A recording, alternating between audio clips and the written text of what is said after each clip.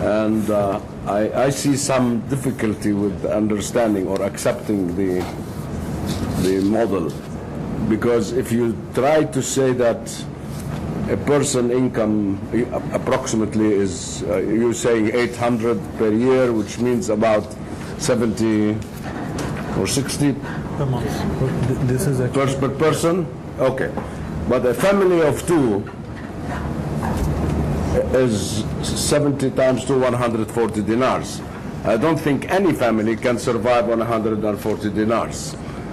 That is definitely a very low level. You mean, therefore, what I'm trying to say as an accountant, there is an overhead distribution when the family is larger, because we have the same apartment, we can share 10 people in the apartment, or 4 or 3. From an accounting point of view, I have a problem with the model. And I think your estimate is extremely low.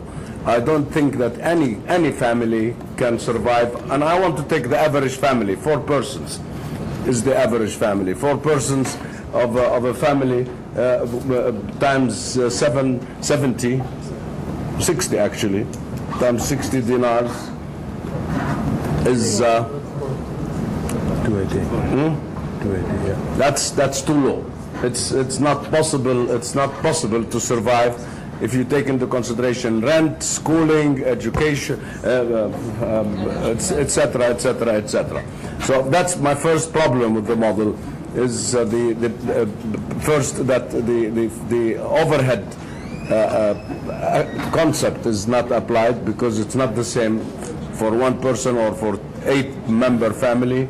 Secondly, I think in all cases we should go to a higher minimum income for deciding the poverty line. Now, thirdly, I think when you talk about expenditure, and that's how you calculate the, I understand from, unless I'm wrong, that you're basing it on expenditure. Expenditure can be very misleading, because it is the expending person can be the man or the woman or the family, all of it.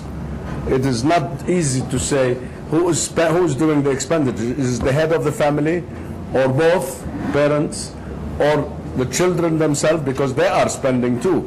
It is not an equal. If it's a family of 5 persons, the 5 persons are not spending equally.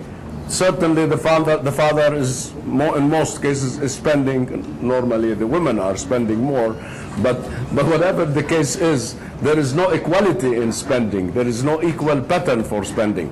So, as an accountant, I'm not an economist, and unfortunately, economists are a higher level than accountants. We are the bookkeepers of the world, and you are the great economists of the world. So please forgive a poor accountant in his poor assessment. So, if you don't mind, let me actually start with your question, because it goes to the heart of the matter. So when I say that we say that Jordan's poverty line is 813.7 JD, it is actually a little bit of an abstract notion, because it is neither income nor expenditures. It is this concept called consumption. So what we do is, and this is a kind of, it'll take me some time to explain to you, but we kind of do a lot of normalizations in this to even out your consumption.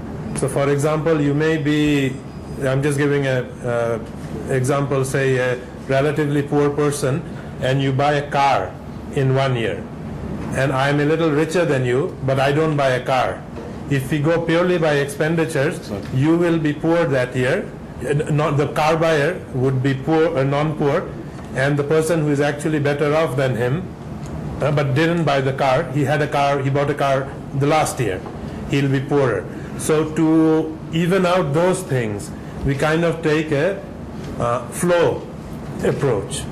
So, and that's how we arrive at 813. So I totally agree with you that it isn't something that would match with how much money you need. So it isn't purely, so it is a consumption concept. Like, so for example, if somebody falls sick, they have to, on an emergency, say spend 10,000 JDs on their sick member. Now, if you look at it in a pure accounting way, it would make that household non-poor. But so we make all those adjustments to kind of make it as smooth as possible. That is the short answer. So don't think that we haven't brought those into considerations. So then from that, all your concepts of higher income and all that also flow, right? Because it's a consumption concept, not an income concept. And the reason why we do this is that because income data is notoriously unreliable, because people tend to under-report it. Whereas about consumption, for all the problems that you have mentioned, firstly, they have detailed protocols. They have to go back to the household 7 times in 14 days. Households often get sick of them and tell them khelanni. But, but they are trained for it and all that. And we have a reasonable level of confidence that they are okay. And these are data that, as we stress that these are your national numbers. So all of this, again, to your question, is that none of these surveys has been done by us. These are the surveys, all of these are your national surveys carried out by the Department of Statistics. And quite thoughtful. And yeah. I think, more generally, I think there were several questions about the sampling and everything.